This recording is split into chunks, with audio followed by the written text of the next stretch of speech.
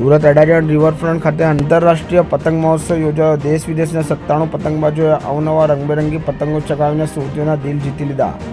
શહેરના અડાજણ રિવરફ્રન્ટ ખાતે ગુજરાત પ્રવાસન નિગમ લિમિટેડ, સુરત મહાનગરપાલિકાના જિલ્લા વહીવટીતંત્રના સંયુક્ત ઉપક્રમે મેયર દક્ષેશભાઈ માવાણીના અધ્યક્ષ સ્થાને આંતરરાષ્ટ્રીય પતંગ મહોત્સવ 2024 યોજાયો હતો, જેમાં 12 દેશોના 37 અને ભારતના 3 રાજ્યોના 14 પતંગબાજો તેમજ સુરતના 39, નવસારી, ભરૂચના પતંગબાજો સહિત 97 પતંગબાજોએ અવનવા પતંગો ચગાવીને આકાશને રંગબેરંગી બનાવ્યું હતું। દેશ વિદેશના પતંગબાજોએ ભાતીગળ પતંગો વડે કલા કૌશલ્યથી ભરપૂર પતંગબાજી કરીને સુરતીઓને મોહી લીધા હતા।